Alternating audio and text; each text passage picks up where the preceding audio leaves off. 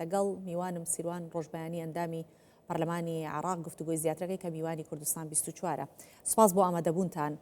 گرنگی یەکلاکردنەوەی پۆستی سەرۆکۆمار لە خزمەت کورد و هەرێمی کوردستان چییە؟ سپاس بۆ جەناب سۆبان خان و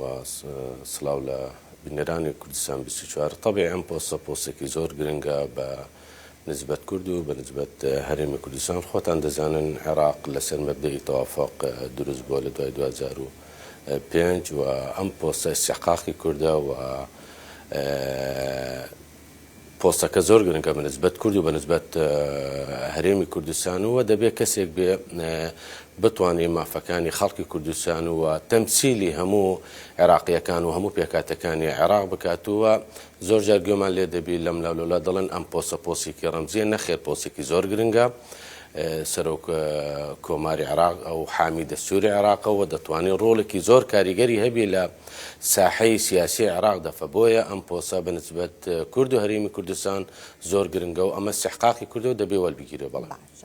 بەڕێزیبان گرنگی یەکلاکردنەوەی پۆستی سەرۆک کۆمار وەک ئاماژەمان پێکرد کە پۆستێکی گرنگە. باشە لە عێراق چۆن سەیری ئەو پۆستە دەکرێت بۆ کورد و نەک تەنیا هەرە پۆستە سەیری پۆستە باڵەکان ئەکرێت؟ طبعی وەکو باسم کرد عێراق لەسەر مەبدەئی تەوافق دروست بوو. ئەمە استحقاقی کوردە لە هەموو پۆستە باڵاکان و پۆستی سەرۆکۆماریش پۆستێکی زۆر گرنگە و دەبێت کەسێک بێ بەڕاستی بتوانێت ڕۆڵێکی کاریگەر ببینێ لە پۆستەکەی خۆیدا، چونکە ئەم پۆستە زۆر گرنگە و پۆستە باڵەکانی تریش بەڕاستی زۆر گرنگ و ئێمەی کورد دەبێت تەواجودێکی تەوامان هەبی لە بەغداوە ئەو پۆستە گرنگانەی کەوا ئێستا هەیە لە چ وزارەتە چ جێگیری سەرۆکی پەرلەمانە و یاخود هەیئەکانە کە پۆستی کوردە و ئیستحقاقی کوردە بەڕاستی زۆر گرنگە و دەتوانن پێکەوە لەوێ مافە دەستوریەکانی خەڵکی هەرێمی کوردستان و کورد بەگشتی لە عێراق احتفاظی پێ بکەن و ببنە داکوکەرێکی تەواوی خەڵکی کوردستان و خەڵکی عێراقیش. بەڵێ زۆر گرنگە ئەو پۆستانە لە بەغدا کە کورد بەری دەکەوێت وزارەتێکی سیادیە، چەند وزارەتێکی خەدەمی بەردەکەوێت و هەروە هەیئاتی زۆر گرنگ هێنە ناو حکوومەتی عێراقی بەرکورد دەکەوێت و جگە لە سەرۆک کۆماریش و جێگیری سەرۆکی پەرلەمان ئەمانە زۆر گرنگن و دەتوانن پێکەوە کار بکەن بۆ ئەوەی مافەکانی خەڵکی هەرێمی کوردستان و مافەکانی خەڵکی عێراقیش بپارێزن. بەڵێ باش چه ڕێکەوتنی سیاسی مەبەستمەوە ئایا ڕێکەوتنی سیاسی پێشوەختە ئەتوانێت ڕۆڵێکی کاریگەری لە یەکلاکردنەوەی پۆستەکان لە عێراق هەبێت؟ خۆی لە هەموو دەوڵەتێکی دموکراسی تو پێش ئەوەی پۆستەکان دابنێ دەبێ ڕێکەوتنی پێشوەختە هەبی لە نێوان هەموو کوتە لە سیاسیەکان کەوا ئێستا هەنە. خۆتانش دەزانن هەر کەسێک بە پێی استحقاق و بە پێی ئەو استحقاقی کەوا هەیەی پۆستەکان وەربگرێت تو پێش وەختە بیشی پۆستەکان دابش بکە و هیچ ئیتفاقێک لە بینی لایەنە سیاسیەکان نەکرێت بە تاکید کێشە و گرفت دروست دەبی و وەکو باسم کرد عێراق لەسەر مەبدەئی تەوافق دروست بووە هەر کەسێک بەبێ ئەو استحقاق و ئەو تەوافقی کەوا ئێستا هەیە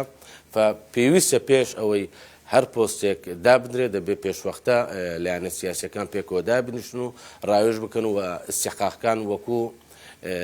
یعنی پۆستەکان بە پێی استحقاق دابش بکرێت بەسەر هەموو کوتە لە سیاسیەکان کەوا ئێستا هەیە لە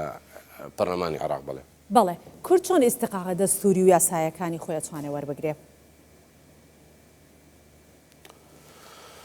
والله ئەگەر ئێمەی کورد و هەموو کتلە سیاسە کوردستانەکان کەوا ئێستا لە بەغداینە بە یەک دەنگ و بە یەک